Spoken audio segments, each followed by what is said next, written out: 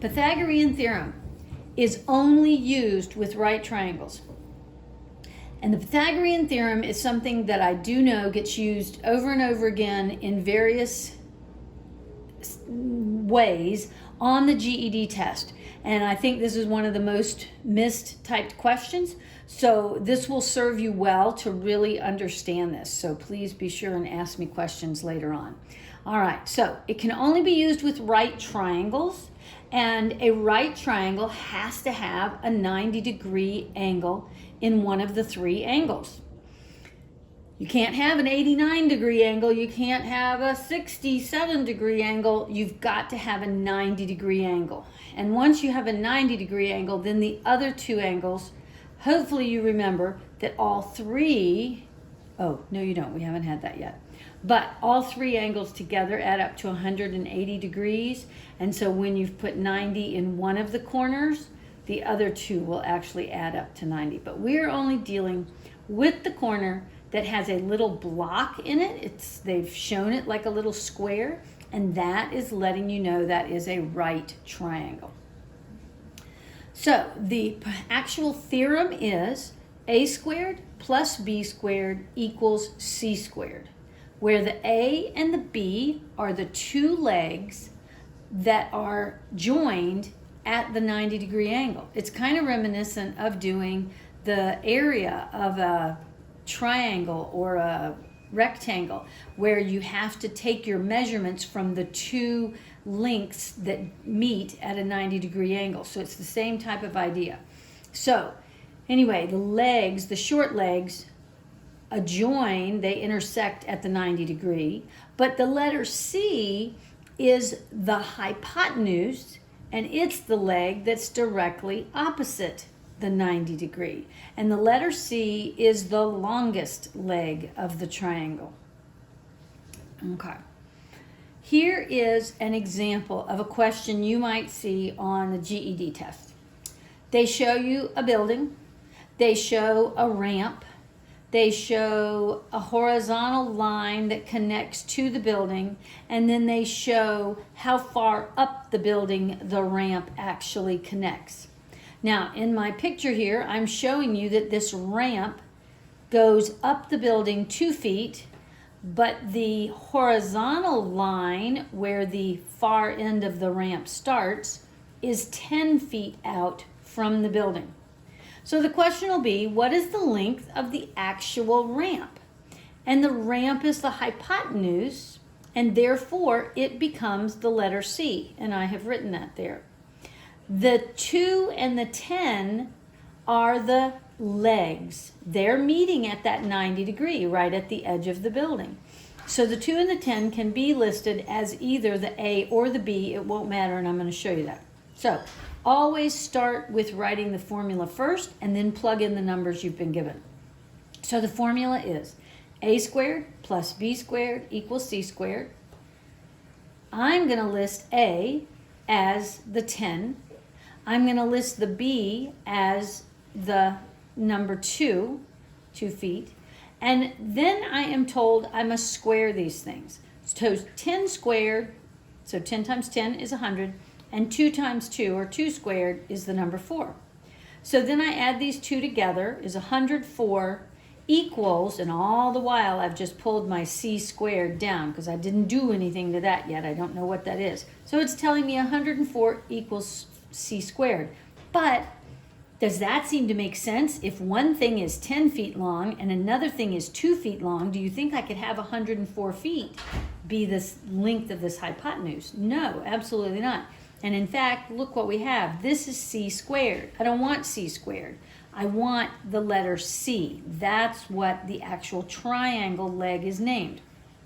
So we've talked about this briefly, where in order to get the root of a squared number, I need to take the square root of both sides. So that's what I'm doing down here. I'm taking the square root of 104, and then also I must take the square root of c squared.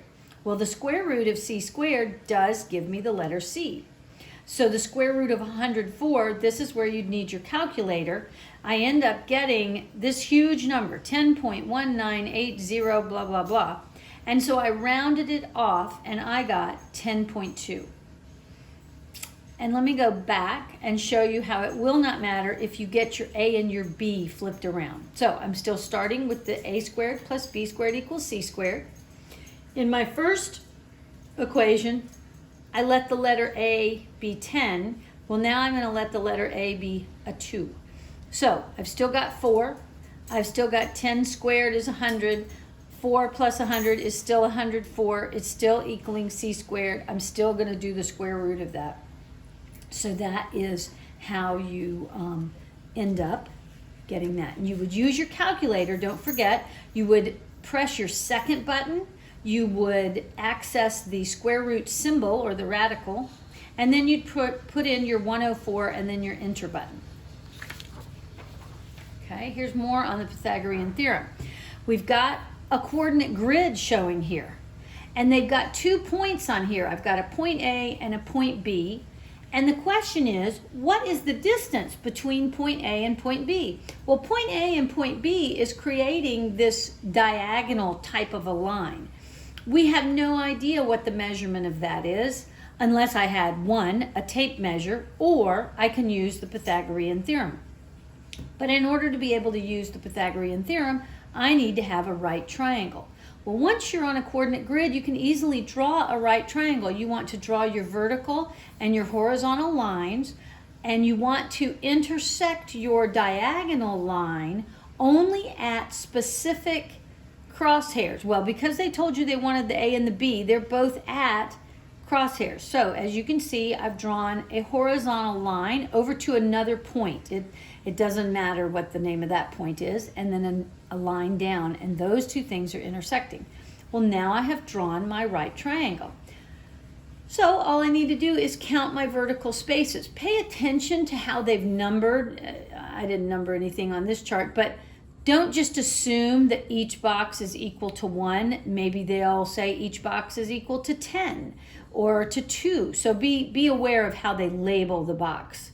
But in this case, I'm saying each of my squares is equal to 1 unit.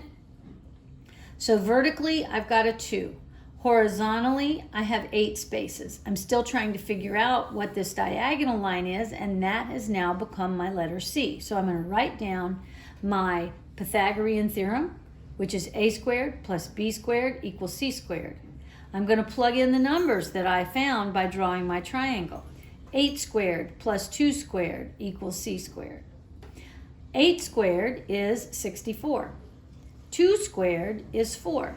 So 64 plus 4 is 68, and it all equals C squared. I now need to take the square root of both sides.